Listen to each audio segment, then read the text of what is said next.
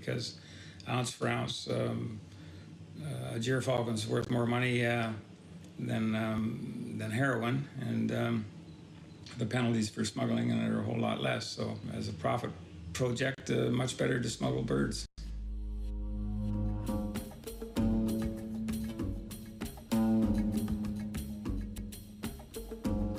Prince Bandar admitted his guilt. He signed this check, Royal Embassy of Saudi Arabia, $150,000. We had his signature analyzed by Ronald Motley, the World Trade Center lawyer, and also the Saudi Institute. Confirmed.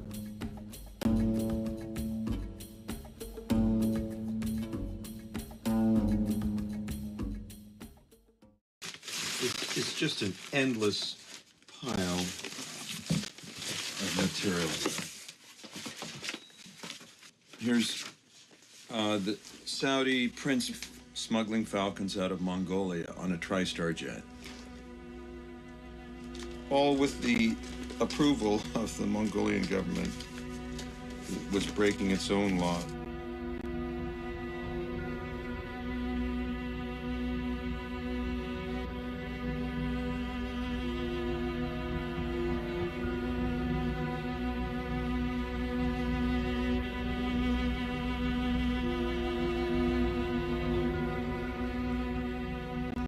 I was in Kamchatka lobbying the Kamchatka government for permission to protect the gyrfalcons and stop the smuggling. I had to become friends with the #1 wildlife conservation officer, Dr. Vladimir Santilov. Dr. Santilov finally said that he would like me to pay $25,000 for every gyrfalcon. And if I could take out a certain number of gyrfalcons out of Kamchatka on the black market, if I would pay for them, he would organize the use of a Russian government submarine, nuclear submarine, to take the falcons under the water from Kamchatka through the Pacific, past Japan, and surfacing in the port of Abu Dhabi, United Arab Emirates. I was shocked. It sounded like something straight out of a James Bond movie.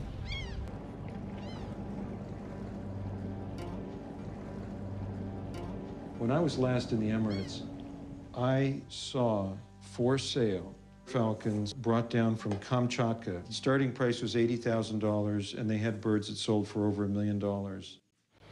They actually had a storefront in Abu Dhabi. They had a shop where they sold falcon equipment and falcons. All the sheikhs knew about it. It was 100% illegal, and they were all wild.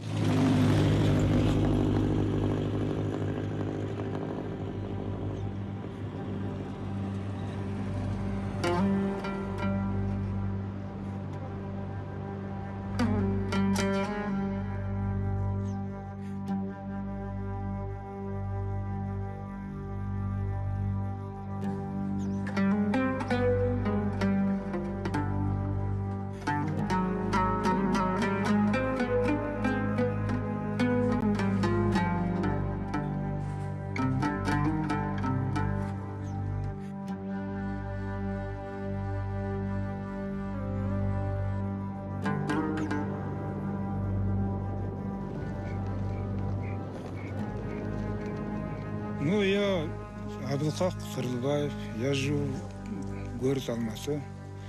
Я потомка соколятник, я с детства занимаюсь соколами, беркутами.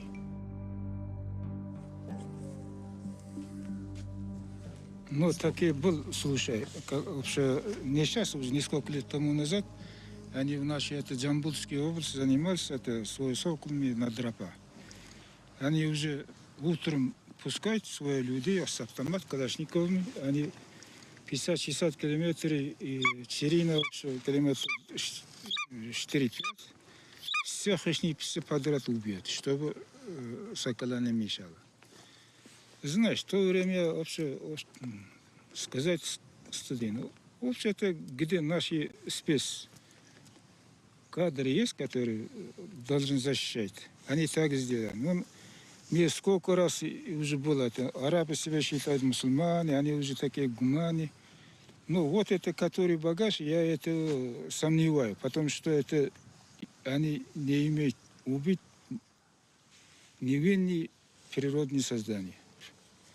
Они, если ему мешают убить человека, ему не жалко. Такие люди, я считаю.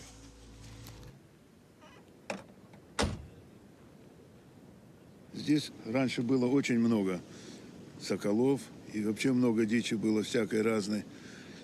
Сокол-балобан в наших местах, вот у нас в Казахстане и в Киргизии, основной его корм – это большая песчанка. Теперь, когда соколов не стало, есть опасность, значит, эта песчанка является распространителем болезней, чумы. Ну, теперь, раньше было, приедем, смотрим, там сокол летает, там какого-нибудь голубя ловит, или там. А теперь нету, сидим.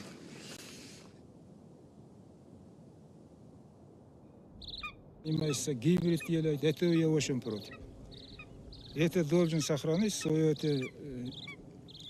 генетическую чистоту. Это миллион лет природа, Бог ее создал, она должна так оставаться. Мне про это дело. И теперь это не просто развлекательные вещи. Это не футбол. Она должен на природу заниматься. The biggest threat to falcons today, even greater than the smuggling, is genetic pollution and hybrids. Hybrids are when you cross two kinds of falcons.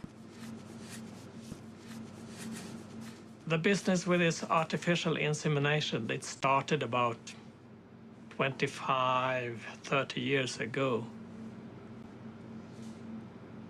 The falconers rather soon found out that this was an easy way to produce new type of falcons. Then you had a greater and greater demand, especially from the Arabian market on these hybrid birds. It's a wholesale slaughter. And these birds don't stand a chance if this continues. And I mean only another 5 years, perhaps. If this continues 5 more years, there'll be nothing left of what we know as wild falcons, distinct falcons that are unique to certain areas, like your Icelandic falcons. It's all going to change. After decades of fighting this black market and having all the doors closed on us, having been attacked, having watched the falcons become regionally extinct and people getting murdered, I've come to the conclusion that there's a lot more at stake here. It's not just a matter of people trying to please Arab smugglers. It struck me that terrorists cannot have a board meeting in the Marriott Hotel. The only viable place is in the traditional Arab hunting camps. These are Al-Qaeda's boardroom. And I was supplying and training the falcons, without which these camps could not exist. I started to notice this during my career with Sheikh Zayed. It's not just a matter of helping Arabs with a hobby. It's a matter of helping Arabs network with terrorists. I spent 25 years in the Middle East. I mean, it's, they're people. They're like people like other people. If you have billions and billions and untold billions, as they do today, people indulge themselves. When these people come, they come out to falcon camps, they've got these bifurcated lives where they're enormously wealthy and yet they're obligated to give out zakat.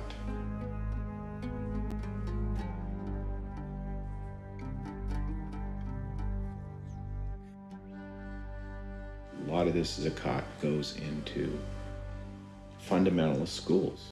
And when they hold a majlis out in the desert with the Pakistanis, with the generals, and hand out the money, and you've got a Pakistani leadership that wants to use Islam to unify the country, it's all done in one business meeting. Falcons, madrasas, buying off generals, buying off the army, funding the Afghan resistance.